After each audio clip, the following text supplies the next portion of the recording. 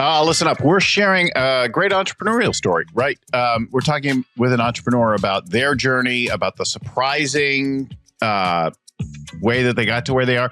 And the reason that's cool for you is because we all have a story like that. And when you hear other people's stories, you tap into something and you're reminded of something about your story that's powerful and useful and that would be good to lean into, to embrace, that kind of thing. So, hey everybody, Bill Gallagher, scaling coach and host of the Scaling Up Business Podcast. Our show comes to you weekly, and we have got more than 600 shows now. And then we do workshops, and we have coaching programs and all kinds of things like that. So, and, you know, in particular, this year, we're leaning into more ways to speed and ease your scaling process using the latest AI tools. So all of the cool kinds of prompts and tips and techniques and tools and which ones to go and where they make the biggest advantage. And you know, what not to bother with? Like, where's the snake oil that's being sold around all this thing? The false promise from the carpetbaggers that are out there pimping their AI hacks and tricks. We're going to tell you some real practical things in our workshops this year. All right. So listen, now I'm joined by Jeff Gargas, who's already on screen if you're watching us live. And so Jeff is the COO and co-founder of a company called teachbetter.com. They work with educational districts across the United States, particularly in the Midwest, but all over the U.S., helping them to do a better job teaching and to upgrade their lessons and curriculums and methods and things like that. And here's the thing. Jeff's a 4-time college dropout. He'll tell you more about that kind of thing. He's got a background in music and music promotion, music making, bands and things like that. What does a guy like this know about education? Where does he get the nerve to do what he does? Where do you get the nerve to do what you do? I think most of the entrepreneurs that I've met and spoken to over the years really they got into something that they never should have gotten into. They bucked the trend. They did something new and different. And that is a cool thing. There's something underlying there, an education that we have that we bring to bear, but it's not the traditional one. And that's where the innovation and the value come from. So listen in. Jeff, welcome to the show. Bill, thanks for having me, man. That was an awesome intro. I'm excited to be here. Yeah. Can you believe what an amazing story you're about to tell? I sometimes I don't. So it's really nice when someone calls it amazing and looks at it as a good thing. So I appreciate that a whole lot. And by the way, 600 plus episodes, that's nothing to be shy about. That's insane, man. That's awesome. So congrats to you and your team. This is a heck of a show, and 600 is not easy to do. You know, if you just keep at it and you don't quit or die, you get somewhere in the end. Yeah. It's great. Well, when the majority of podcasts don't make it past, I think it's like 7 or 8 episodes. It's crazy to think that you guys are still going. So it's awesome. You provide a lot of value. So it's really cool to be here. Well, I don't play any music myself, but I have always joked that I play the stereo really well. And I found myself late one night as an accidental DJ, and that continued on for some time and affects my work to this day. But you played in bands, and what instruments did you play? What kind of music? Tell us about your music background before we get into the business. Sure. Yeah. So I played in bands in and out for a little bit. I was a lead singer and played guitar, typically like a rhythm guitar, and bounced around a little bit and finally got with one band that I stuck with for the longest. We were together for about 5 years and, just played locally, a little bit regionally, nothing crazy. We performed for a few hundred, usually locally, and did okay there and stuff. And as we got closer to the college age, we were trying to figure out what we were doing. And we ended up breaking up, and it was right after I started the record label as well, and kind of came from that. But so high school, college years? Yeah, so it was me. I was actually the old guy in the band. I was 4 years older than the other guys. I was it was in my senior year into my first year out of high school, and then the last couple of years of their high school, and then into college and stuff. So it was a weird point because guys in the band younger, it was hard to get into bars and play for the first few years. So we actually had to put on our own shows. So we'd rent out Knights of Columbus halls and stuff like that, and find our own place to play, which kind of led into the whole record label and promotion side of things because we were kind of doing it anyway. Jam and garages. So what kind of music were you putting out? We played, the way I've always I sort of described it, and hopefully this will make sense to you, is think Incubus meets Matchbox 20. I don't know if that makes sense. So I wrote these simple little, typically love songs, and then the 3 guys in my band who were far more talented musicians and had crazy eclectic backgrounds kind of brought in their own influence, and it became something way different than what I created. And so a lot of stuff come in heavily influenced by Dave Matthews, Nirvana, the Beatles, Simon and Garfunkel, and a whole bunch of bands I don't even know to this day because they were so out there that my drummer used to listen to, and we made them into our own little weird. I don't know. It was probably would fall into the alternative rock genre of the early 2000s, I think, with a little bit of pop in there for sure. I think definitely that was me. I think. Yeah. So it's been a while.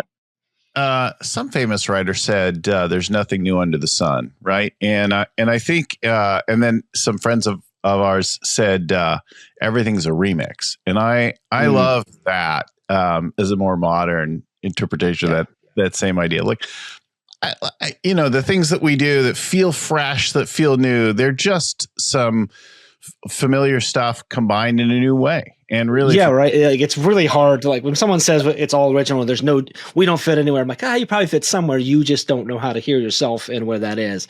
But yeah, you're right. I like that too. Like, everything's a remix. It's just with your little twist to it, hopefully, right? Hopefully with your personality and your art and your passions thrown in there a little bit. And that's what makes it yours versus whatever it was originally. So. And then you just need the clearances, and to pay the money for your samples. If you take samples, make sure you're doing that. Yeah, we never did that, so we never got to explore that world all that much. But with the record label, I had a little bit of that, but I prefer to stay away from that. So I have a funny question you're not prepared for, but sure. What is the kookiest story that you could think of that comes to mind about your whole sort of from performing to promoting? Like, what's the weirdest music industry, music business story you have for us? Like coolest or weirdest? I don't know. You decide. So I have two I could go to. I think the coolest was when the first time I ever got recognized, is I was on a first date, which was really cool. And a little kid recognized me. That's whatever. The one of the strangest one was we promoted all these shows. We did a battle of the bands once, and a guy was trying to attack me afterwards with a knife because his band didn't win. And for some reason blamed me, even though I had nothing to do with the vote. And I just had. Yeah. It wasn't even my band. It was when I had my record label when we put it on, and it was judges, the panel, like it was voted by people. His band had no one there, and they had to escort him out, and the whole way out he was just cursing me out and yelling at me, and I'm like, what did I do? I'm just trying to help music here. And it was that was one of the weirdest, I think, experiences. But I also like that you kind of wake up to a little bit of like, okay, well, when you do this types of event, you run the risk of like, you're the one who hosted it. It's your fault if it doesn't go the way. And man, musicians are passionate. That's for sure. We found out later that he had been in jail and it went back to jail for assaults with weapons. So that was kind of scary, but that was probably the weirdest, I think, because it was just like a strange, never saw that coming kind of a thing. But he'd been in jail. There were restraining orders against him. He was presently armed and under the influence. Yeah. I mean, I thought, the worst part about it, Bill, I liked their music. Like, I liked their band. I thought they were like, I enjoyed their music. Just that I don't think anybody else did. That was the problem. But what are you going to do? Yeah. Well, it's funny. People ask me, what's your favorite kind of music? I'm like, I could think of songs I like from many different genres. But they're not right for every moment, right? Like there's times that I am in the mood for something slow, times that I want something sexy, times that I need to get the energy up, like times that I need to shout. Like, there's a different vibe. It's different vibes for different times. Well, I think that's what's great about music, though, right? Because if you're open to it, you can find a song for like any feeling you're having, to like whether you need to like wallow in that feeling, or if you need to, like you said, like get it out. There's something you can listen to. That's how I've always looked at it. So I remember when somebody on my team was going through a breakup once, and they came in the office, and we always had music in my offices, and even to this day, and there's music, and they were like, "Yeah, no love songs. We just kill the love songs." So I'm like, "Okay, wait, let's throw together a playlist of no love songs, and just everything is Prodigy and Prodigy. Nice, lots of anger, a lot of Slipknot in there." Yeah. So, what do you think now is what are the takeaways or the main thing that you bring from music to the business of education? It's interesting. I think similar to what we were just kind of talking about of what you kind of alluded to, like sort of, and hopefully our conversation here will inspire someone listening and going, oh, I have a unique story that doesn't make sense. And I got to find the thing from my past that makes me right for what I'm trying to do. And I think about the music and how there's a different song for everything. Our taste in music can go so one end to the other end, and we fight about it, and there's legions. And when we look at like educators and the art form that they have in their classrooms or in their building with their leadership, there's no one size fits all. There's no one right thing that works for all of them. No students are the same. No group of students is the same. No community is the same.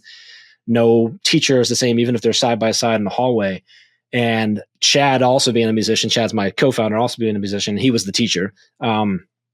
That's always been really important to us to understand that, like, while we have things and a framework that we believe worked and different systems and ideas that we know work and we have data to support them, they only work when we allow the teachers to bring their unique style and their unique passions into it and infuse it with it. Because again, not every teacher is the same. And so I think it's very similar. It's interesting that we kind of started with the music side of stuff, because no one's ever taken me that way, because it's the same type of thing, right? You can't force a musician who's passionate about their art to go this way or that way. You're not going to get that feeling.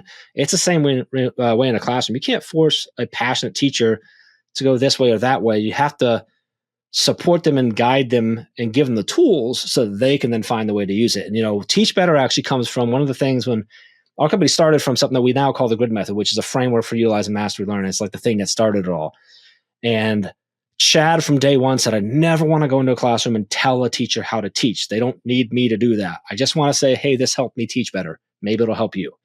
And that's what we've tried to do. And it's like, hey, and our framework's very flexible. It's not rigid. That's why we never created curriculum. We don't want to create curriculum or books or anything. We create a framework of best practices that allow them to piece together things that data supports and shows work, so that they can then put their own little spin on it, because they're already a good teacher. We're just helping to make them a little bit better if we can. And so it's very similar to the way that music style is different and art and performances are all different, but the right one makes sense for the right person. This will go in like all sorts of weird ways, I think, but it'll be interesting. And perhaps valuable in some unexpected ways for our audience. But it'll be up to the guys to pick up what to do later. So I remember being about 10 years old and getting in trouble for not paying attention in class. And I went home and I talked to my dad. My parents were both educators for most of my life. My dad was also an entrepreneur and author, but educators in one sense or another, and PhDs and masters and things like that. So I go home and I complain. My dad's like, "Why'd you get in trouble?" And I'm like, "Yeah, I wasn't paying attention. The teacher's stupid, and the class is boring, and the textbooks are stupid, and the worksheets are idiotic, and I wouldn't have used the words, but I'm like all the conversations, the interactions are insipid and pedantic, and I want no part of any of this crap." Like, right? Except I would have used 10-year-old words. Which, I was gonna say, great words as a 10-year-old. What a vocabulary! That's great. That's so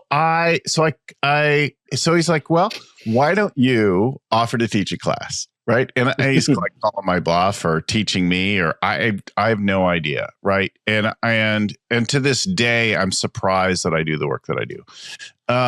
Because I never would have predicted it and I never thought of it. But now I look back. So I'm like, oh, great. So I go in and I tell my teacher, hey, look, I'm sorry, whatever, I got in trouble. I love to teach a class.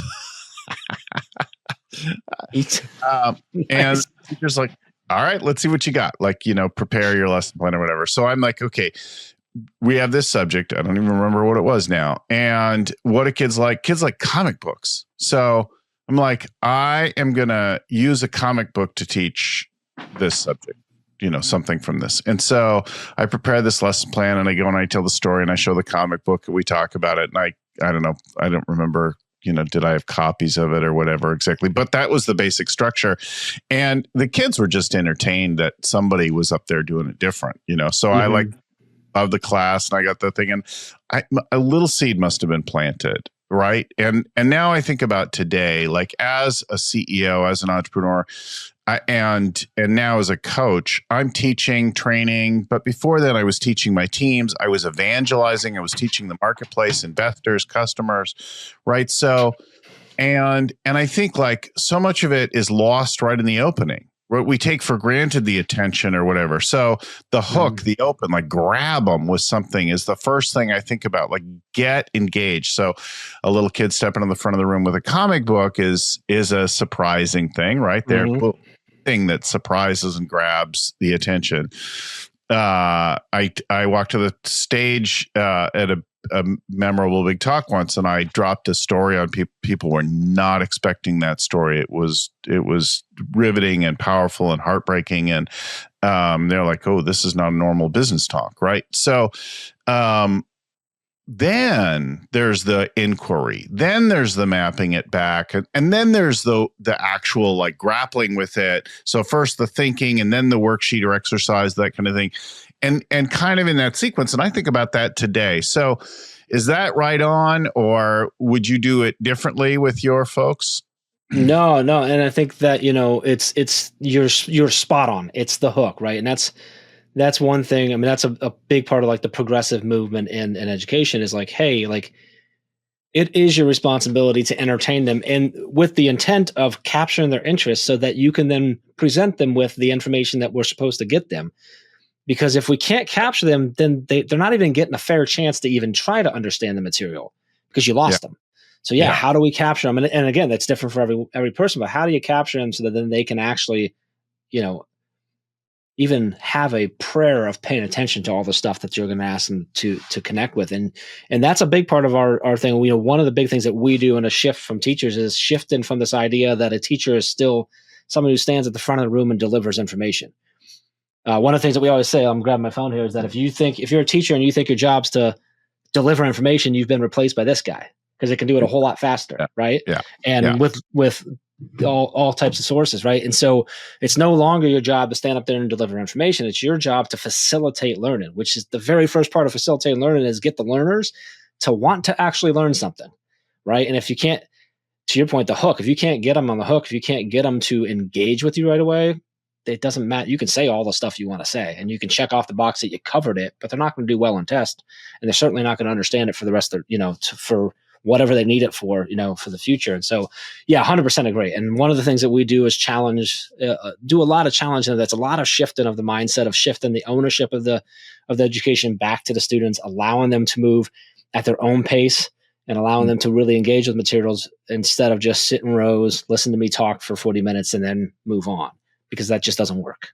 One, it's not an effective way to teach someone, but also the students, to your point, they're bored, they're annoyed. And it was funny that you talk about you getting in trouble, is what we've also found is that the majority of kids who get in trouble are kids that are either bored because they already get it, or they don't see how it's important, or are so far behind because they didn't understand the concept that they needed in order to start, that they're frustrated.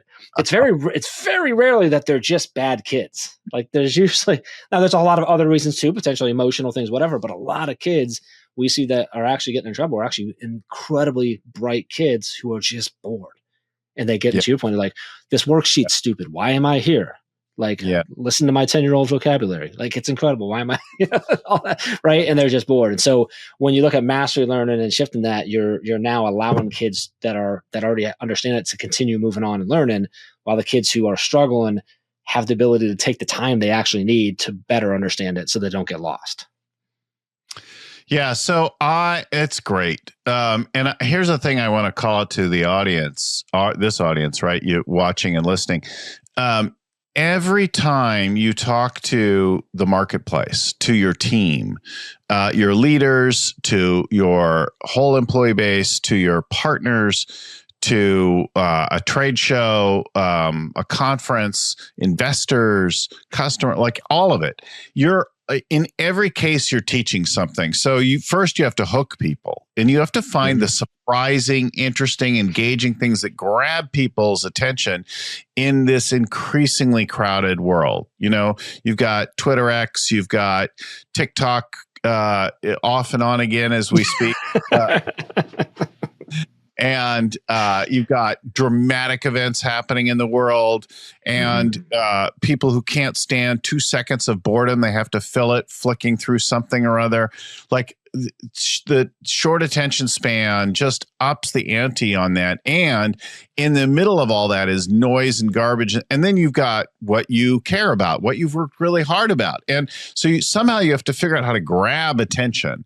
And then you have to get people to start to think, to engage with it, right? So now I have your attention. Now I'm going to pass it back over to you. And then you go into like actually having them connect their thoughts and ideas about a thing that you've engaged them with to what it means for them to buy, work with, partner with, sell, contribute, invest. Like all that last bit is like, what does it mean for me, whatever this opportunity is that's your business, right? I'm interested in it. I've grappled with it a little bit. And now I'm like, oh, this fits for me here. And I connect the dots and now I'm in, right? Like now I've done, and that's actually a teaching experience, right? Oh, 100%. Yeah. And I think I love how you said that, Bill, because I think a bunch of things on there. Like one is it's absolutely teaching. And I think sometimes we forget that you're not just teaching them about what it is you're trying to sell them. That's, to your point, it's kind of a little bit later, right? You might just need to be teaching them how to laugh at this thing, or how to look at that thing, or how to smile about this thing, or how to engage with you, or how to engage with friends. Like there's a lot of like this. I mean, we get taught humor by comedians. We get taught music by musicians. We get taught, right? There's all these different things, right? And I think another point to add on to your point there that I thought you put together really well is like, you talk about like there's all this engagement and getting them hooked and connected, and then eventually helping them understand what's in it for me, right? And then how do I work with you? How do I get into your coaching program? Why should I? All that stuff? The patience that is needed between here and here is insane, because that doesn't all happen usually in one day or a couple posts. That's a lot, right? It's the machine you have to build of like, you have to be constantly hooking that initial step, right? And getting that first engagement. You also have to constantly be and having the pieces here of they starting to educate on how to ask the questions and engage. And you also have to have it all set up to where they can also explore, well, wait, what is it that you actually do, Bill? You got me with this post, or you got me with this thing, and I'm hooked, and I understand that you're funny, or you're intelligent, or whatever it is that attracted me to your brand. But also now I'm engaged with, oh, you also do this stuff. Great. What does that mean? What does that look like? What does that cost? And how would that be beneficial to me? And then also, if you still got me, how do I buy? And what does that look like? And what if I'm not happy? And that's all the stuff that has to be going all at the same time. And it could take someone a day to get through that. And it could take someone else a year. Yes. I think that's like the consistency and the patience to understand of all the stuff that you need to be thinking through and constantly teaching. I love that you're connected to teaching. That's really cool. Is I think probably one of the hardest parts about entrepreneurship is that.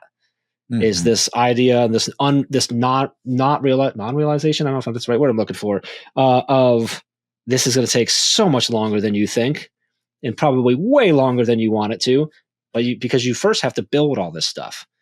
Then you have to have systems and routines in place to keep it going all the time and consistently, which usually involves some sort of scaling of probably your team, or at least contractors or something. And then also you have to keep it fresh the whole time. And also you have to be patient the whole time because you're not making enough money and so on and so forth. So much like a music career. Honestly, same thing, right? So, that's awesome. I love how you put that all together. So, So why did you get into the? Tell me about when you decided to get into this business. How did you go? What led you to starting Teach Better? Sure. So after the record label, eventually I shut that down. It was just sort of the end of record labels, kind of, and I made the decision. I had told myself as an artist that I forever got to the point where I thought about doing something shady. That was it. And I was to the point where I'm like, I'm not making money unless I steal, so I'm done. We're done.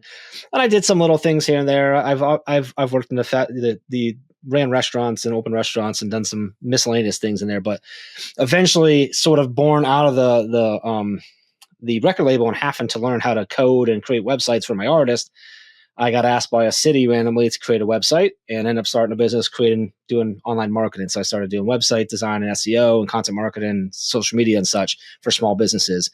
And as I was building that, this is when Chad, who I knew from a band, he was a drummer in a band, and then we got to know each other more around outside of the band, around coaching soccer together and stuff. And then he went on and became a teacher. And I'm trying to grow this online thing. And I had occasionally thrown him an idea. He had his decent design eye. I remember I asked him about an ebook I was putting out. This was like ebooks were like the only thing you did. And he reaches out a couple years later and says, "Hey, I want to talk to you about doing an ebook." And I'm like, "Okay." So I remember driving around my neighborhood. It was dark. It was rainy. And just I drove around the block for like an hour and a half. And he was telling me all about these changes he had made in his classroom and the way he had shifted to mastery learning and what it was doing for his students and for him and for not just him as a teacher, but also as a husband and a father, and just the stress that was gone and the success. And he's like, I'm like, teachers are starting to catch on. They're asking me questions. They're trying it. It's, whatever. He goes, I'm getting stopped in the hall a lot. Like, I'm thinking if I could put it up in an ebook online, my colleagues can go read all like the foundation, and then I could just answer follow-up questions. And I told him, this is the inspirational words I had for him, Bill, that we still talk about him in the team now, is I said, "Dude, we're not just doing an ebook." I don't know what it was. I know you'll know this, and probably everyone listening notice. I just had like that tingling where I'm like, "Ooh, you got something, dude. I don't know what the hell you're saying to me right now, but you have something." And I just got excited as an entrepreneur. I think you have something here. The fact that teachers, yeah, I just felt it. And I joke with him like about that he was Michelle Pfeiffer in Dangerous Minds, which he yelled at before because I guess teachers don't like that because it's not realistic, but that's not the point. So we ended up meeting. We met at a Buffalo Wild Wings over what I sometimes describe as a plate, but it's probably more of a bucket of wings. And we just kind of started talking. I'm like, I think we should create an online course. I think we can put out content, and I think we can sell this to districts to do it on a bigger level. And and for whatever reason, he said yes. And so that's kind of how it started. It was I had already had the conversation with my wife where I'm like, hey, if this thing that I was doing, my ENI Multimedia, my website, I'm like, this doesn't work out, I'm done. I'm going to go corporate. I'm not going to put us through this again. Mm-hmm. And then I came home and I'm like, hey, listen, change of plan. I'm going to start a whole nother business over here in education of all things. And and so from there on, we just kind of started building from there. And here we are 10 years later, still going. So. I coached a company in the education space past 100 million a few years ago. Yeah. It's totally possible. And like pure education, like public school education primarily. Right. So you can scale something when it's working. Absolutely. And it brings unique character, right? Working with school districts and governments is a different kind of a customer. But look, people sell to defense, they sell to Department of Energy, you can work with selling to these kinds of entities. It's just a different kind of a customer with a different buying cycle. Mm-hmm. Different. Yeah, the buying cycle is a big one because a lot of times it's state funded that's typically from a federal funding source and or grants or a combination. Typically, things are earmarked very strictly to certain things, and so you have to play in that world. And actually, fun story about the way the funds were handled. When we got our first big client, that led to Chad having to leave the classroom because he needed to be full time. Like it was going to be enough for us to pull him full time, but also he had to be, or else we weren't going to be able to service them.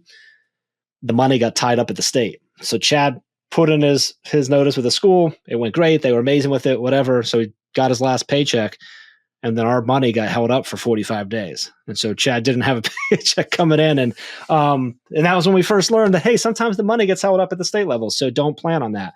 But yeah, it's been but we've also had some really great opportunities because of federally funded grants and programs and things of that nature, or just the source and looking for it, So it is a different world, but you can absolutely scale up. And if you're doing good work, you can feel good about that scaling too. So it's really interesting on all that. And I love that there's driving around in the rain. There's a bucket of wings, and there's a guy named Chad in the story. Yeah, that's a good premise, I think. Somewhere there. We've got a lot of who's the guy? Chad, the Chad character, the Chad. Oh yeah. Oh gosh, who is that? I can't. I know who you're talking about, but I cannot. I can picture it. Tom Green. Is it? Is that who that is? Is it Tom Chat Green? with Drew Barrymore. Yes. Oh man, that's funny. I'm gonna be texting him after this. I also think about the Surfer Chad character in the YouTube videos talking to the town councils about. Oh gosh, yeah. Oh my god. Oh man, boy. Jeez, Bill. Now I got a bunch of stuff I have to text Chad and laugh at him for. A good reference. That's great. Oh, I love it. That's great. Yeah. Okay. So, like, back to the serious things, right? Sure. Yeah, I'm lost there. I took myself down a road. Hopefully someone's laughing with us, Bill, and that makes it okay. None of our entrepreneurs have ever done that, right? None of us. We don't. Our minds are always super focused and never go anywhere. So talk about what's been the biggest challenge in growing that business so far? Where have you been right to the edge and nearly lost it? That's a good question. I think our biggest challenge. Boy, that's a really good one. I think honestly, darkest moment, So darkest moments. I mean, we've had some rough ones, but we got hit with the check fraud scheme. I won't go into the whole thing, but it turned into a legal battle with the bank, and that was really rough. So that's tough. That kind of rocks things. But honestly, recently, actually, I'll look at just like the last 12-ish months. With COVID and the relief that came from COVID, from the CARES Act and ESSER funding and things of that nature, our industry got a nice surplus of money. And that all kind of dried up this past year in 24. And we knew that was happening. We were planning for it. We were making adjustments for it. It's hit a little harder than expected. So we've had to adjust some more. Luckily, we were thinking about it. But one of the really interesting things has been, I don't know if I wouldn't even call it dark, because we're excited about it because it's changing the way schools look at things, because their budgets are all different now. They're getting adjusted very differently. Some states looked at schools and went, well, you got a lot of money over the last 3 years, so we're cutting it almost to we're ripping money away from you. So we've had to get a little more experimental. We're going after grants more. We're helping them go get money that they didn't know they could get, which is actually more exciting than it is dark. I think for us, maybe one of the things was, we've done some, and it's interesting being on, sorry, I didn't mean to hit my mic there, but scaling up, we scaled a little too quick, too fast when we had a lot of success. And we scaled out of this fear of not being able to take advantage of the success. Mm-hmm. And I think that led to some, I'll say dark moments, because we had to make some decisions. You had too many people or the wrong people? Yeah, we grew our expenses and our team faster than our margins, right? And we did that out of this worry that we weren't going to be able to take advantage of the momentum we had. And that's fine. You got to look at that and go, okay, that's fine. But if we wouldn't have done that, we wouldn't have learned the lessons we had from it. And we're so much more efficient now and focused on things now. We had to let people go. We had to make decisions. That's something that when you're in a spot where you're like, okay, this is something we can scale, and we're going to need to scale. And that scaling does involve other people. You got to understand that means there's a good chance you're probably going to have to let people go. You're going to have tough conversations. You're going to have to do these things. I think that's been I don't even want to say dark moment either, but just a challenging thing for us. As me as an individual, I'm a nice guy.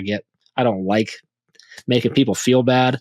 But I also have to make sure that we're staying true to the mission, that we can't service our clients the right way. We can't have that impact if we're not doing things the most efficiently as possible. So that's been, I think, one of my biggest challenges. I think understanding this industry that is super slow moving has been really tough. I talked about the money getting held up, having to realize very early, it was very early on that we almost went out of business right away because of cash flow gaps, because we don't get paid on that for most things. Some small parts of our business we do, but the biggest bulk, it's not reoccurring revenue. It's big checks a couple times throughout the year that line up, but there's always a chance that something gets caught up, something doesn't do it, and you have an option of either going on getting some sort of advance and then you're paying interest and do that, or just putting yourself in a position. We were fortunate that we've been able to get through it, and we've been in a good spot. We have a lot of cash reserves so that we can, but that's tough. And that's something that you just don't think about. You're like, here's this thing people are excited about. It's catching on. People want to pay us money to do it. That's insane. This is great. Let's go. Big checks, big contracts, lots of zeros. This is awesome. But it's oh, but wait a minute. No one can cut that check till July. What the heck do we do between February and July? And I think that was early on. And I think that was a big challenge as well. So a lot of these just come with the idea of understanding that it's not just enough to have a great idea or a great product or a great service or a great marketing, but you've got to think through all the other things too. especially as that thing starts to grow, because there's a lot of stuff that comes along with it, which I'm sure you have so many conversations with your coaching clients of like, hey, but did you think about? And they're like, oh crap, no.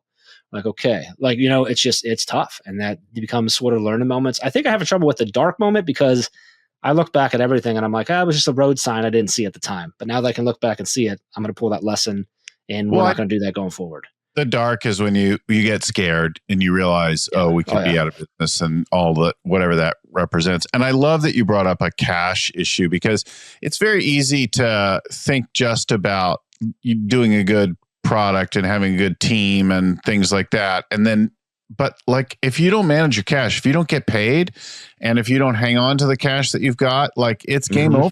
Like you can't miss payroll twice in a row. You miss one, you might get away with it a little bit. That actually leads me to, if I can interrupt you like that, but you're right on, because so something early on that we did is, and I'll see how you respond to this, is for the first, would have been first 5 years, Chad and I did not take our profits as owners. We paid ourselves, and the profits stay in the bank account. They stay with the business. And had we not done that, we would not have survived COVID, because when COVID hit and they shut down all the schools, 96% of our revenue came from being in person at a school.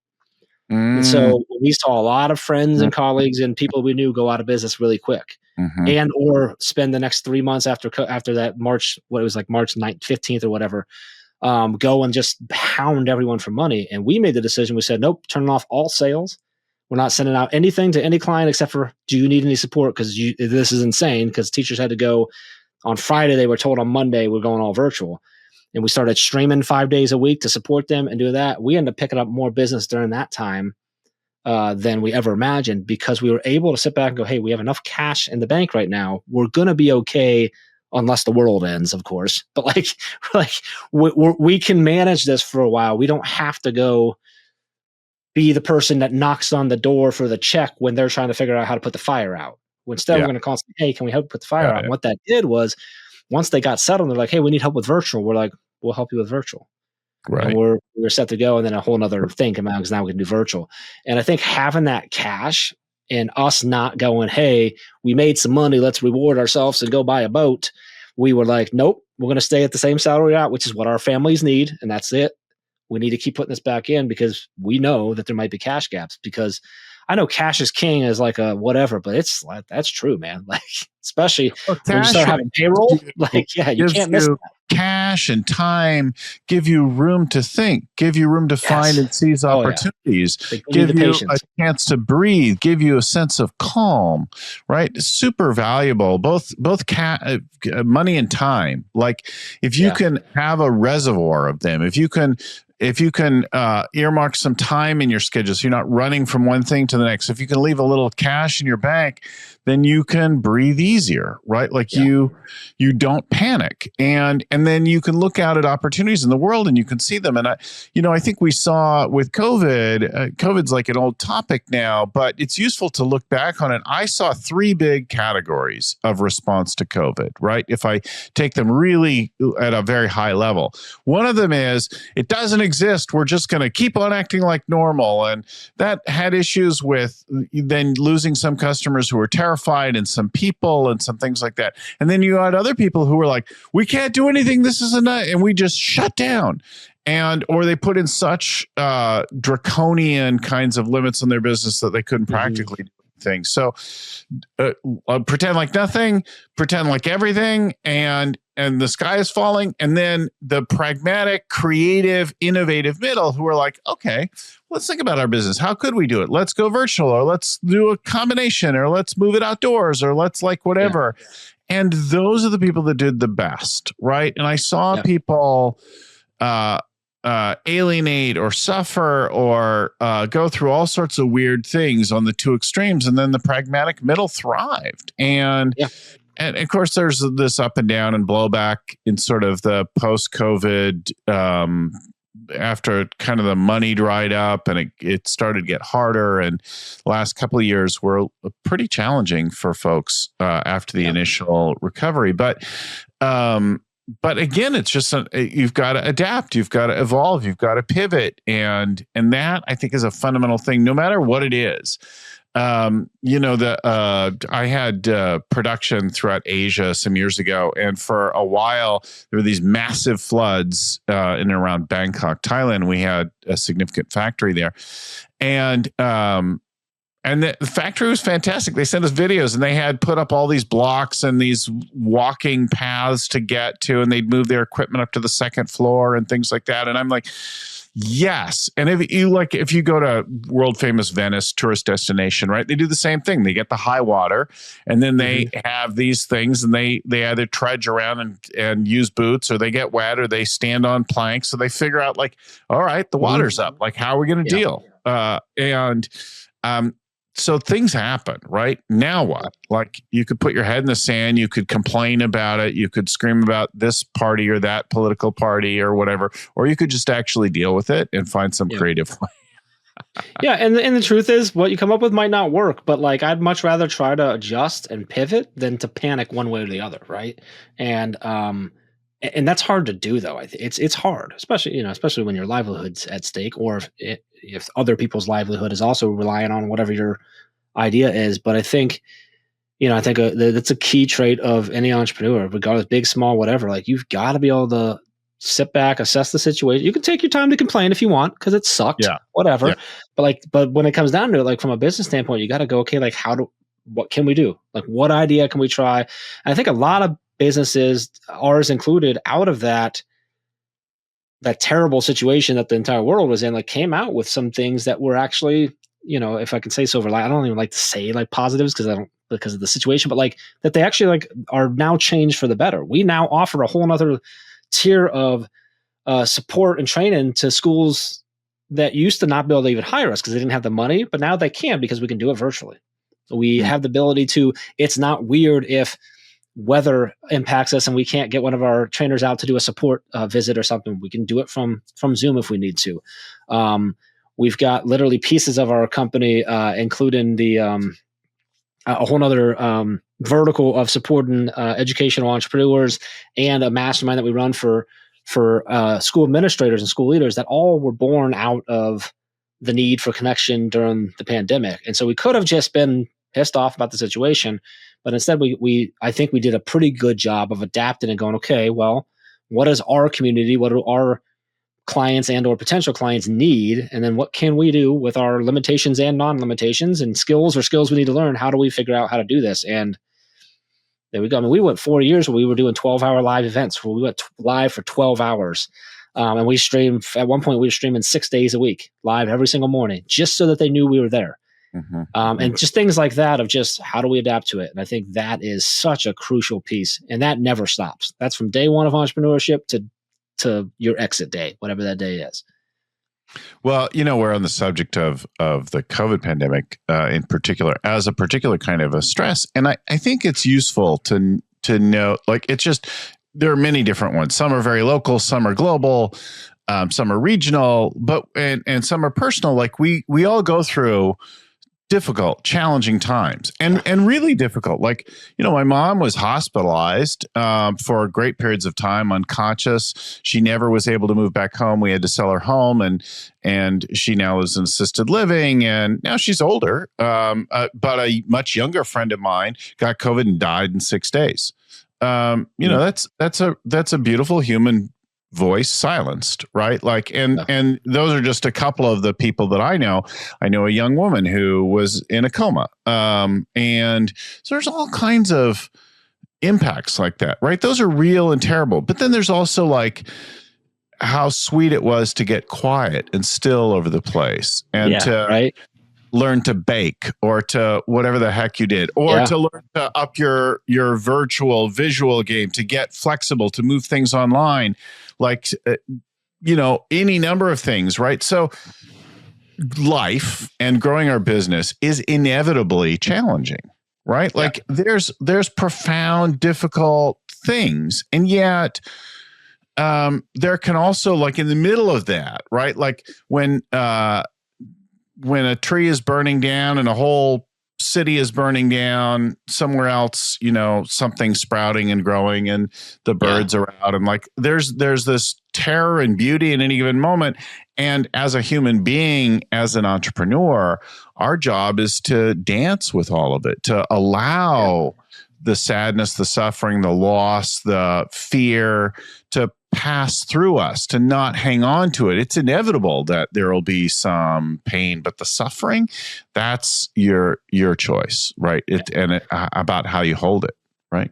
Yeah. If I can tie it back to music again, I think about Louis Armstrong used to say, it's only a wrong note depending on the next note. It's the next note that makes it a wrong note or right note, right? And so, right, like something might have forced that wrong note, but it's how we react to it, how we pivot or don't pivot that actually makes it, whether it was an actual wrong note or not.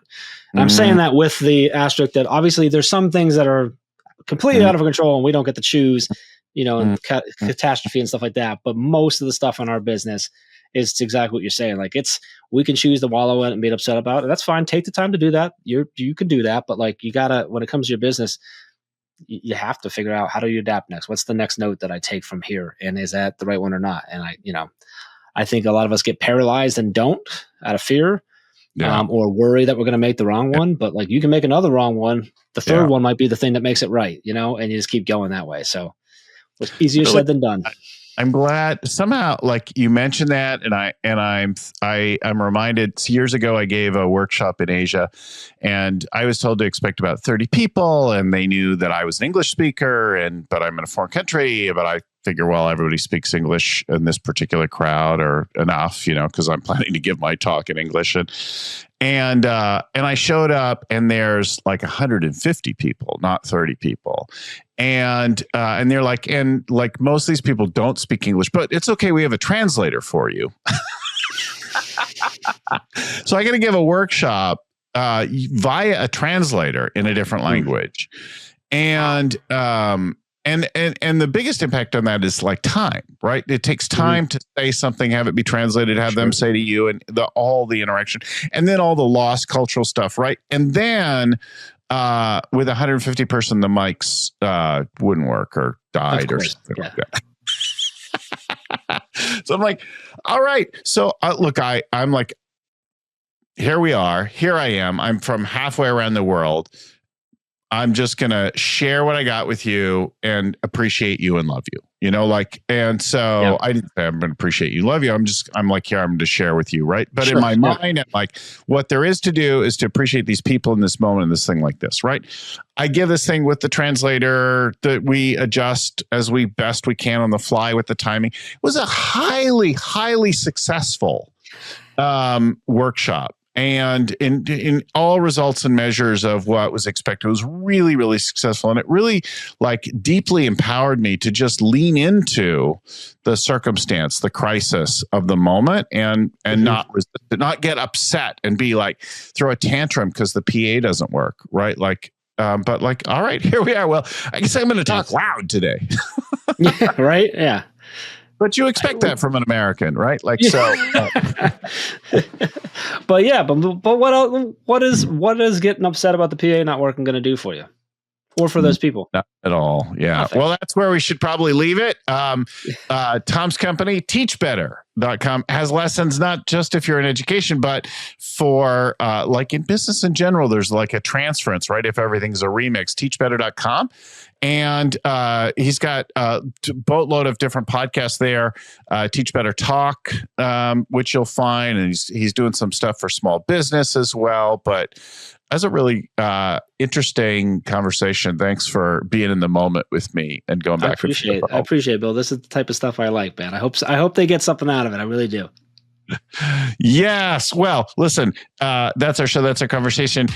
If you want to know more about our stuff, not just stuff, but our stuff, scalingcoach.com. That's our website. And that's where we got a workshop every month to dive into scaling up and figure out how to apply it, how to use the latest tools with the age-old tools of scaling, and now accelerate them with AI. So you'll find all that and more at scalingcoach.com.